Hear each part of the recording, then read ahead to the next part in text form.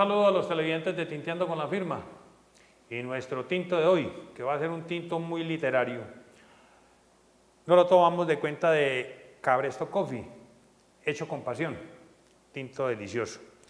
Y nos lo vamos a tomar con Joan Esteban Candelo, que es docente del Colegio María Auxiliadora. Profe, bienvenido a Tinteando con la Firma. Muchas gracias, hombre, muchas gracias al canal AUPAN, a las personas que nos ven y pues a Andes en general, al que le tengo mucho que agradecer. Eso está muy bien. Bueno, entonces los televidentes les decimos que vamos a hacer un programa muy literario, pero resulta de que Joan Esteban Candelo Burgos es un psicólogo clínico. Entonces, ¿cómo es ese cruce de cables ahí? Lo que pasa es que primero lleguemos a cómo soy docente. Yo soy docente por accidente. Yo llegué a la docencia porque pasé el concurso docente, incluso es una anécdota muy chistosa. Yo empiezo trabajando en la Fundación Hogares Claret como líder terapéutico de muchachos con problemas de adicción, situación de calle. Ahí un amigo me incita a presentar el concurso y resulta que cuando voy al concurso veo personas con doctorado, con 8 años de experiencia, yo aquí no tengo nada que hacer, hombre, yo aquí voy a ir a presentar, a poner el nombre y la única respuesta buena va a ser eso. Sí. Resulta que yo ocupo entre los primeros puestos y puedo escoger plaza. Termino en el municipio de Buriticá. De Buriticá soy trasladado por asuntos administrativos al municipio de Andes y aquí ya llevo 3 años en el municipio.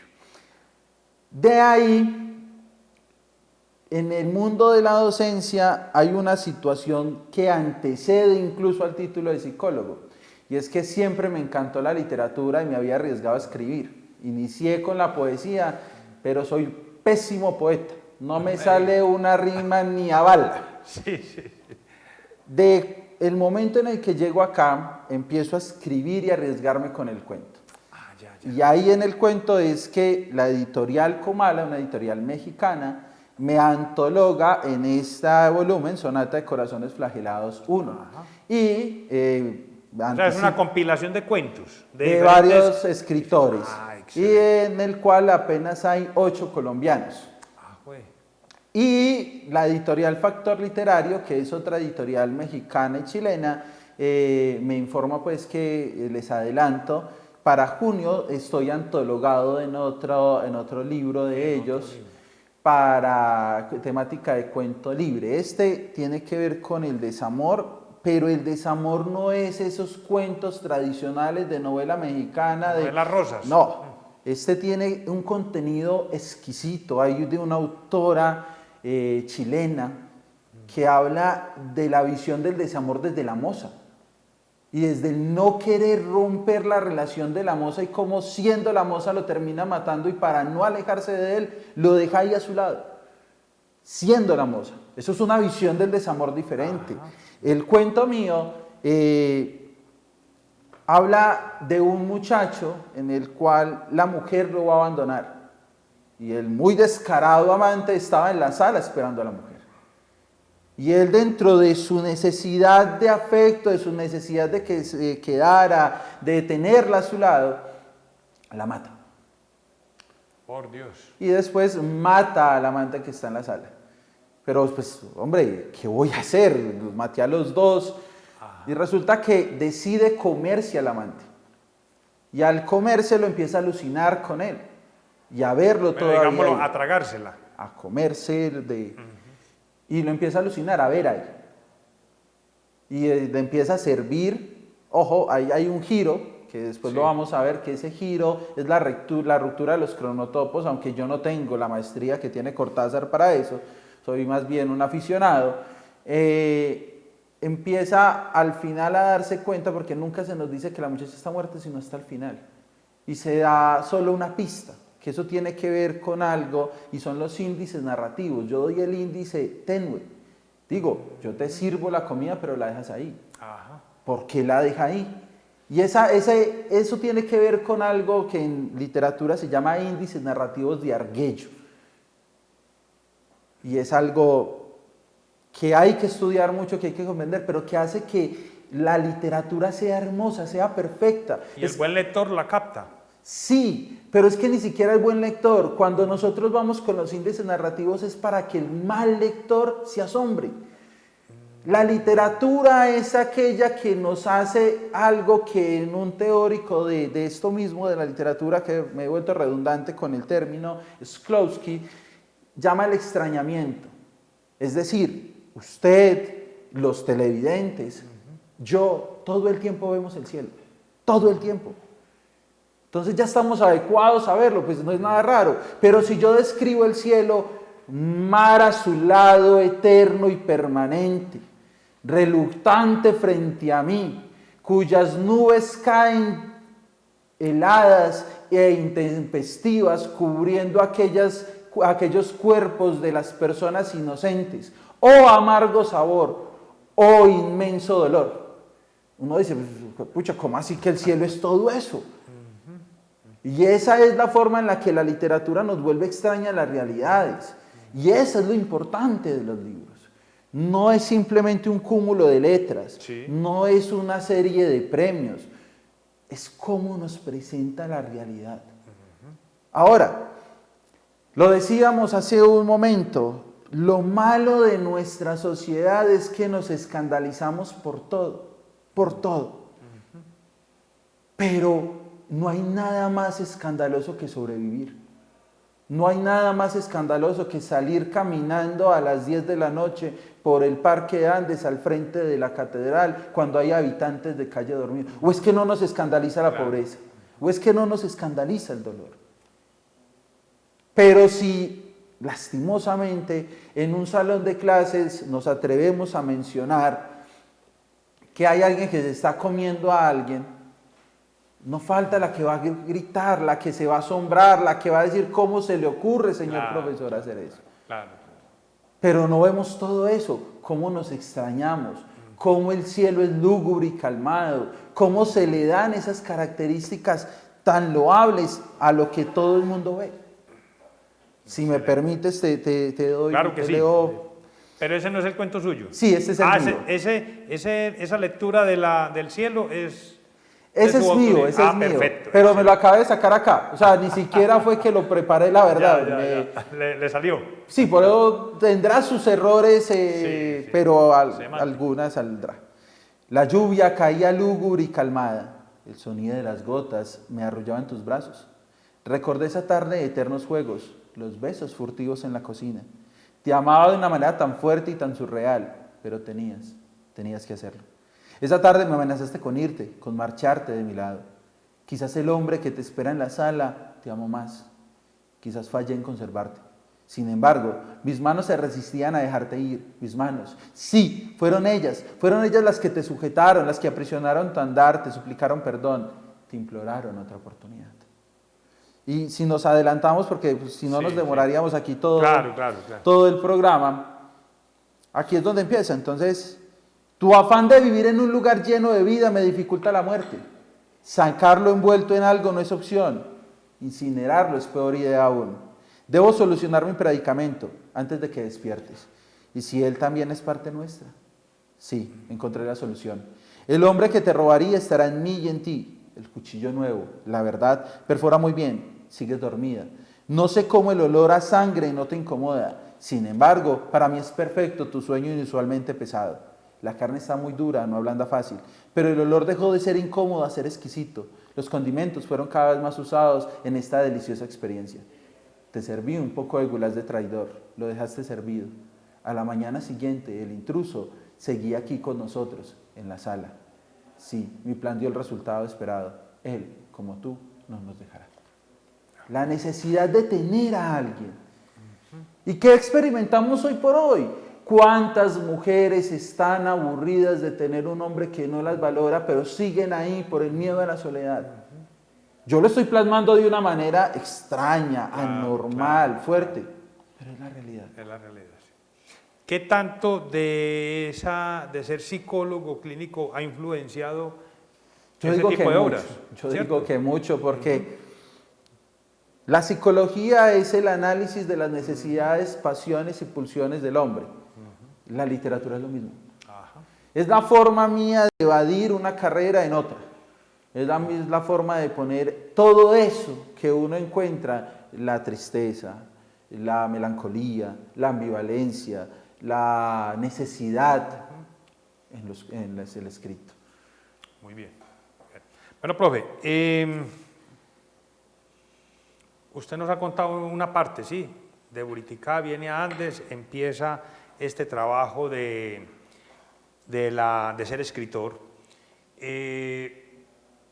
Para uno ser escritor, lo primero que necesita es ser lector, buen lector, ser muy lector. ¿Cómo es eso? Para uno ser escritor necesita leer. Es que Mario Mendoza, un escritor colombiano muy bueno, y muy bueno para enganchar en la literatura, ahorita hablamos de eso, sí. Dice que el que lee mucho vive mucho, porque es que el que no lee solo vive una vida. Sí. El que lee mucho vive la vida de los hermanos. De todos los libros que está haciendo. Plantémoslo así, vive la vida de Crimen y Castigo, vive la vida de los hermanos Karamazov, vive la vida de Comorán Strike, vive la vida de Andrés, de María, vive la vida de mi personaje, vive la vida de La Isla Mediodía de Julio Cortázar, vive muchas vidas. Y eso es lo importante para escribir, porque si yo escribo de la vida mía solamente, pues va a ser aburrida. Yo no he matado a nadie, no me he comido a nadie, pero me atrevo a escribirlo. Yo en el otro cuento que está acá les hago un pequeño adelanto. Sí.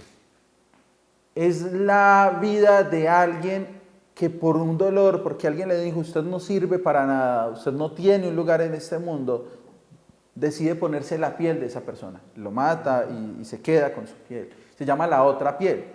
Yo no tengo la piel de nadie más, pero eso es lo que es la literatura, ponerse la piel de todos ellos, ubicar un lugar en el mundo. La realidad es aburrida, la vida de nosotros se vuelve monótona con el tiempo. Me paro a las 6:30 de la mañana, doy clase hasta las 12:30, almuerzo. Pero cuando yo me le escapo a esa rutina y empiezo a vivir el libro que me estaba leyendo hace un poquito, un detective que tiene que buscar quién mató a un escritor, y replicó la muerte de ese escritor en un libro, yo me estoy metiendo en un mundo maravilloso, en algo que no es mío, pero que voy acoplando, que las palabras me dan. Y hay otra en pedagogía. Ser docente es muy difícil. Yo no me catalogo ni siquiera como docente, siendo sincero. Sí. Porque para ser docente hay que enamorar a los muchachos. Y ese enamoramiento de los muchachos, si es difícil enamorar a una mujer ahora a 30 y piola de muchachos en un salón de clases, total, complejo. El que sabe muchas palabras piensa mucho, porque nosotros pensamos en simbolismos de palabras. Entonces, si yo me limito a las palabras que digo todos los días en mi cotidianidad, mi pensamiento es así. Es así. Pero si yo aprendo todas las palabras que hay aquí, mi pensamiento ya no es así, es un poquito más. Y si leo otro poquito más, mejor. Y quien lo ve acá es digital. Es la herramienta tecnológica más grande, es digital, lo paso con el dedo. Tiene hipertextos, puedo rayar a su alrededor.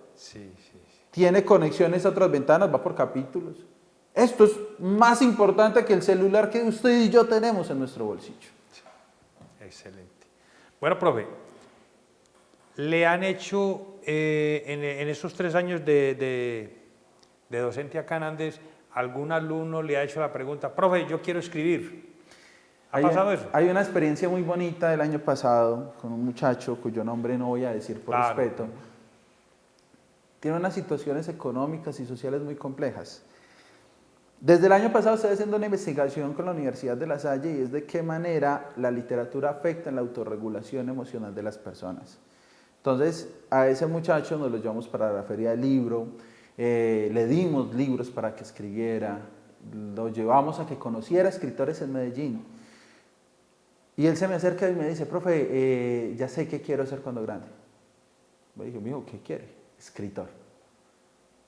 Y empezó a escribir, participó en Mi Cuenta es el Agua, se sintió frustrado por no quedar seleccionado, pero volvió a escribir, volvió a pulir, volvió a intentar. Ajá. Ese muchacho es uno de los grandes logros que hemos tenido con este Bueno, proyecto qué bueno. y con estas situaciones. Ojalá vengan más. Lo que pasa es que el problema de motivar la profesión de escritor es que ya no es rentable. Esa es la palabra. Ya- Hay cosas que son más rentables que esto. No. Esto tiene que ser con mucha pasión, con mucho amor. Y lo otro, antes el escritor tenía poder, tenía voz, era alguien. Sí. Antes el lector del parque, el señor que se le sentaba en el parque a tomar café y a leer, era admirado, era reconocido. Ahora no. Ahora no. Ahora es más admirado el que prende un celular, se graba bailando como si fuera gusano epiléptico y tiene más poder y más influencia. Sí, sí. Ahora tiene más influencia el que sale con cualquier barbaridad, el que simplemente es vendido. Es un fenómeno comercial, a uno Sí, se lo sí, meten por los ojos. Es más, la misma música. Sí, sí. Es más conocido ahora la frase, dale papito, dale sin parar, Sí. que una frase tan bonita como Leonardo Fabio, si ves un pajarito en el invierno frío, socórrelo. Ajá. Eso es poético. Lo otro es... Bueno, ya sabemos.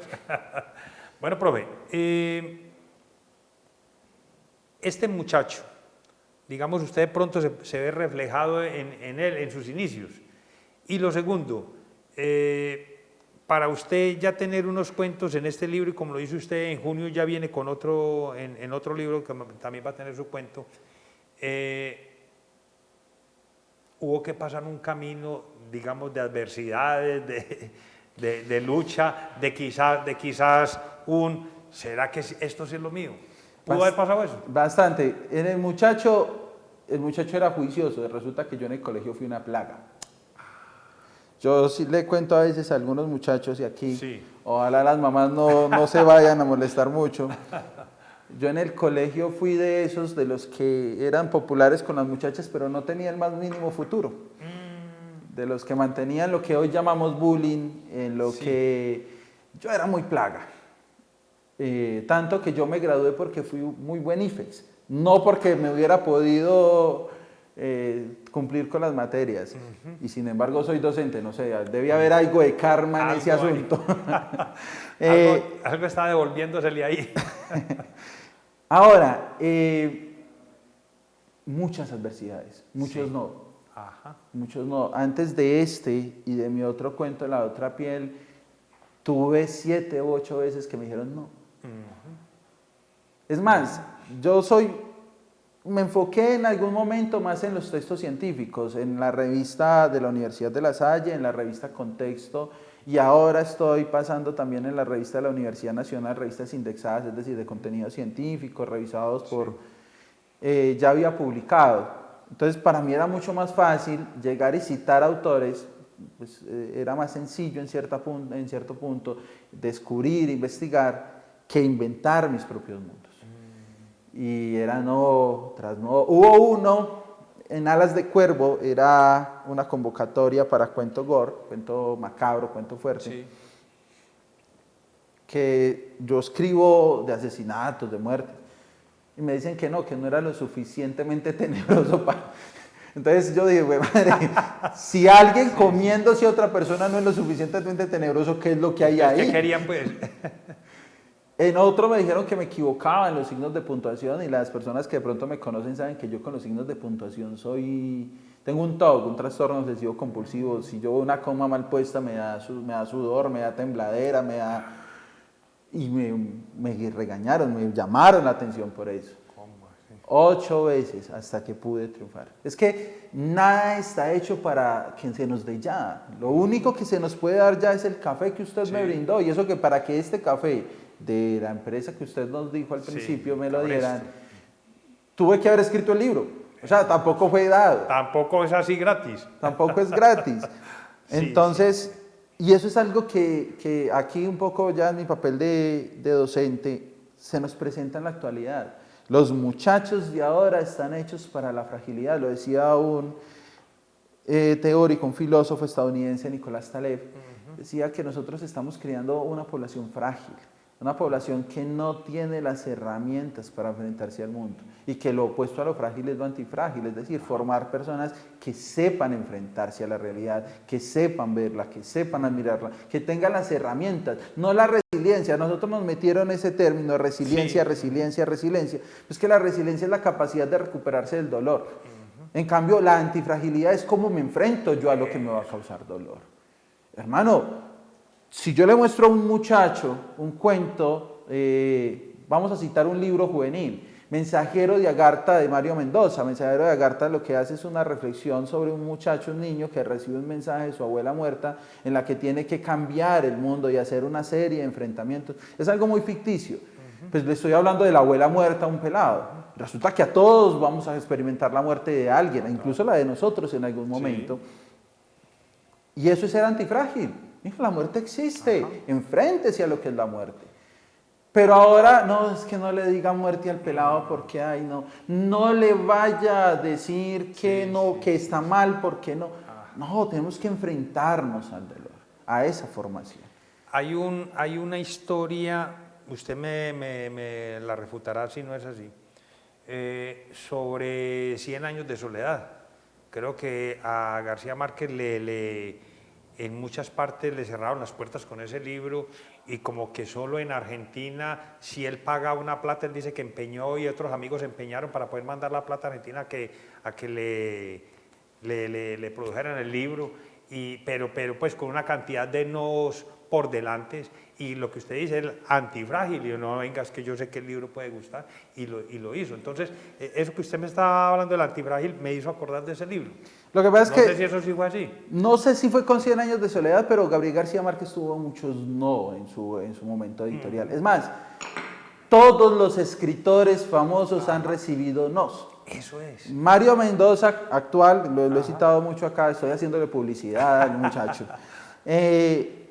Le dijeron que no porque sus obras eran muy crueles. Yo tuve muchos no.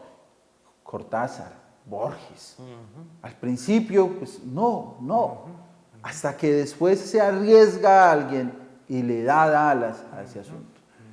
Y ese romperse esas realidades, esas estructuras, no nos vamos muy lejos. Gonzalo Arango hoy por hoy. Sí. Hablábamos antes de las cámaras que Gonzalo Arango contradictoriamente es hijo de esta tierra, pero esta tierra no lo menciona tanto.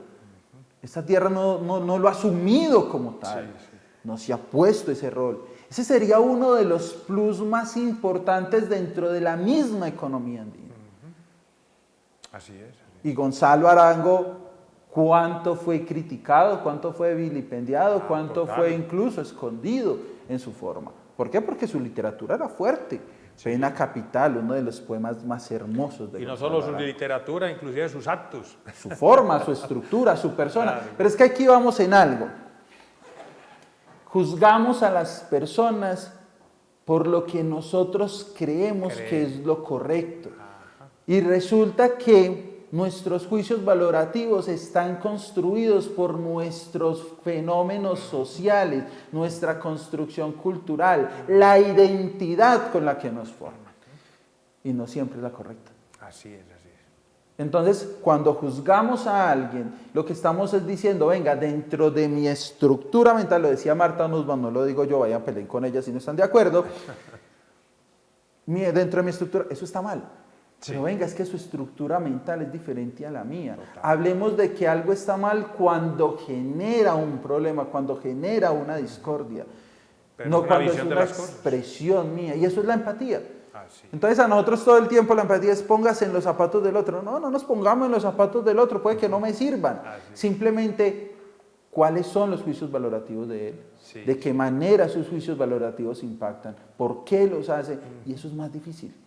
Y eso solo lo enseña, perdón por ser tan insistente, la literatura. O sea, si yo llego y cojo, te hablaba ahora, acá hay un cuento, me parece divino, Jueves. Jueves es la historia de la moza. Sí. Cómo la moza ama tanto al muchacho que lo termina matando y dejando ahí. Entonces uno dice dentro de su juicio moral, la moza, ¿cómo así que la moza tiene la autoridad de tener? Es que las mozas también aman. Claro. Es que el amor también se puede representar con la otra. Es más, vámonos más allá. El grupo La Amistad, un grupo de aquella época de la música, los 60, 70, tiene una canción que se llama Como Dios manda a la otra. Y hay una parte que dice, la otra, una mujer de la calle, pero esa otra me ama como Dios manda. Entonces, la otra también puede amar. ¿Y por qué vamos a juzgar dentro de nuestra estructura que puede estar errada? Porque para mí, no, yo no puedo tener moza, él no puede tener moza, pero yo me quedo con un tipo que ni me aguanto o con una mujer que ni me aguanto. Por ese mismo juicio valorativo, mientras el amor está ahí, mientras ese puede ser el amor más puro. Ese es el problema. Y eso lo enseña la literatura. Sí, total. Lastimosamente ahora no tenemos esa posibilidad de tener varios mundos en uno solo. Profe, muchos televidentes dirán, bueno, a mí me inquieta la lectura, yo quisiera de pronto en mis adentros, yo tengo unas cositas que las quisiera escribir. ¿Yo qué tengo que hacer para poder escribir eso? Leer más y leer a quién. Si quieren escribir, tienen que primero saber qué es escribir, qué es la literatura. Y para entender la literatura yo me remitiría a Borges y a Cortázar. Es más, si quieren no lo lean, si quieren escúchenlo en sus entrevistas. Para eso está YouTube. YouTube no está para repetir los videos absurdos y para tener simplemente ideales políticos, sino para uno también buscar algo que le enseñe. Sí. Después de eso, empezar a conocer cómo es la estructura del cuento, y ahí en la línea de la literatura están los estructuralistas, los formalistas, etcétera, la forma, la estructura. Después llegar a la teoría de la recepción, cómo recibe alguien lo que yo escribo. Es un estudio. Escribir no es sentarme y bolear lápiz y decir esto sonó bonito, que ese fue mi error cuando escribía poesía, decir tus ojos son hermosos como luna en noviembre, porque pues todo el mundo puede decirlo. Ahora que eso sea literatura es diferente. Entonces estudiar muy conscientemente eso y arriesgarse, escribir, leer. Y prepararse para los no. Y prepararse para una cantidad de nos hasta que salga. Y lo otro, no es solo prepararse para eso, entender que usted no va a ser famoso ahora. Perfecto. ¿Por? Bueno, pero entonces, perdón, profe, un libro que a jóvenes, inclusive pues como le digo a personas ya mayores, que los empiece a apasionar y que los incite a leer más, ¿qué tipo de libro sería? Para las personas de 20 más hacia allá, Angosta. El libro Angosta de Héctor Abad Faciolince es un libro que habla sobre Colombia sin llamarse Colombia, se llama Angosta. Y Angosta está en 3 niveles, es una ciudad en 3 niveles. Está la clase baja, la clase media y la clase alta. Y resulta que a la clase alta no pueden entrar los de la clase baja y los de la clase media solo pueden entrar a trabajar y hacer algunas cosas. Y como en esa clase alta hay unas situaciones, unas manipulaciones por 12 apóstoles, 12 sabios, que dicen a quién matar, cómo matar y cómo ordenar. Y hay un muro que evita que la gente entre. Y hay un entramado de historias. Ahí está Andrés, un bibliotecario, un librero. El man empieza a apoyar, el man tiene toda la plata para pasarse a vivir a la clase alta, pero que no quiere, dice, no me gusta, ¿no? Y empieza a apoyar a una fundación y a unas personas que trabajan para una fundación que quieren decir, venga, es que no tenemos que poner límites, vivamos todos. Esto es para todos. Y al final terminan matando a unas personas y narra algo muy real. Lo que pasa es que la literatura que nos va a atrapar es lo que nosotros podemos ver en nuestra cercanía. Para los de 20 para arriba. Para de pronto los jóvenes, ¿hasta dónde será la susceptibilidad de su familia? Sería la pregunta. Entonces, no arriesgándonos mucho. Mensajero de Agartha es un muy buen libro para los muchachos, para menos de 20 años. Fácil lectura, entretenido, idioma simple. Hay otros elementos, si les gustan los cuentos, pueden buscar a Sueskun, 3 relatos de Sueskun. Y de pronto para las personas que somos más sabias en la literatura, pues no creo que haya que sugerirles mucho. Mi libro favorito es La insoportable levedad del ser de Estanislao Zuleta. Es algo muy viable que les pueda interesar. Qué bien. Bueno, profe, Yo he escuchado, porque he tenido acá a varias personas que han escrito libros y me dicen que definitivamente dar a luz un libro es tremendamente difícil. Primero se necesita tocar muchas puertas y segundo, como le decíamos ahorita, estar expuestos a un no constantemente hasta que ya de pronto logren ya escribir, editarlo y bueno, sacarlo a la venta y esperar a ver si se vende. Ese tipo de situaciones la gente tiene que saber que están expuestas a eso. Y yo le sumaría eso otra más, el desconocimiento. Antes, los que en realidad tenían voz dentro de un pueblo eran las personas que sabían. Sí. Era algo un poco aristocrático. Ahora, esas personas no son tenidas en cuenta. Ustedes me descubrieron a mí como escritor por un programa de estación literaria. Sí. Pero yo ya había escrito, es más, yo ya tengo publicaciones de revistas científicas. Pero estamos a lo escondido, estamos relegados. Ahora, si yo fuera, no sé, un pelado en Twitter bailando o en Instagram o en TikTok, pues estaría aquí de primero. Total. Lastimosamente sucede eso, ¿cierto? Sí, señor. Bueno, ¿quién va a ser John Steven en 5 años? ¿Cómo se visualiza? ¿Con cuántos cuentos? ¿O ya empezando con poesía? No, no me quiero volver, quedé curado de la poesía. Sí, es más, no sirvo ni con poesía para enamorar. No me diga. No, quiero lanzarme una novela. ¿Ya su esposa lo calificó entonces así de esa manera? Sí, ya mi esposa no me diga. Déjame más fácil sus cuentos, no me diga un poema. Quiero arriesgarme una novela.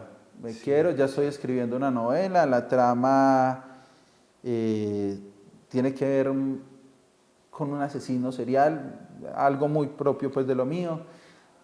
Pero ese asesino serial va a tener un cambio, un giro, y es encontrarse dentro de la emoción. Es decir, él como tal no experimenta emociones, no sabe qué es la emoción. Pero en algún momento, por una situación, va a revivirla. Lo que pasa es que el problema de la novela es que uno empieza con una idea y al final termina siendo diferente. Entonces no me arriesgo a dar mucho de eso. Y yo ya doy unas horitas cátedra en una universidad, pero quiero dedicarme solo a la investigación literaria y a la investigación universitaria. Si bien la enseñanza en primaria y en bachillerato es muy buena, es muy bonita, resulta que me siento más cómodo en los niveles universitarios. Soy de citar muchos autores, entonces imaginémonos una clase yo por allá con esas ganas de decir, esto lo dijo, ay no, pues que esto es mucho. Claro. Entonces es difícil. Y lo otro, hoy me digo, no me siento docente porque es muy difícil enamorar, a pesar de que soy docente, pero hay que ser humilde con esa categoría. Bueno, profe, de verdad que le agradezco que haya atendido nuestra invitación y que fuera de que motive también a los estudiantes y a los televidentes, pues que también entiendan la realidad de la vida, de que fácil no es, ¿cierto? Sí, señor. Bueno, profe, ya para terminar, un consejo que le pueda dar usted a estos muchachos, ¿cuáles son las mejores horas para uno buscar, poder sentarse y leer? ¿La mañana, la noche, el mediodía? ¿Cuál es la mejor hora? O la mejor situación para uno poderse sentar a leer. La mejor situación es una familia lectora. O sea, yo no puedo... Soy docente y escucho con mucha ironía un papá diciéndole, mi hijo, es que yo le doy todos los libros, yo le doy para que lea y usted no lee. Sí, señor, ¿usted cuántos libros se ha leído? Entonces no es la hora. La hora es cualquier momento, en el bus, en el baño, mientras camina. Yo soy de los que digo que si no me interesa algo, pues saco un libro y leo. Puede ser un poco grosero, pero me estoy cultivando y estoy evitando interrumpir. Pero es que eso solo se cultiva si yo tengo una familia lectora o un ejemplo lector. Total. De resto, yo como profesor puedo presionar en el aula, puedo poner ceros, incluso puedo enamorar en algún momento, pero no voy a pegar. Entonces, los papás, un consejo, lean antes de mandar a leer. Predicar con el ejemplo se dice eso, ¿cierto? Predicar con el ejemplo. Excelente. Profe, le agradezco que haya atendido nuestra invitación. A usted, compañero. Y gracias por el jaloncito de oreja. Está bueno. Muchas gracias. Televidentes, es todo por hoy. Los espero en un próximo programa.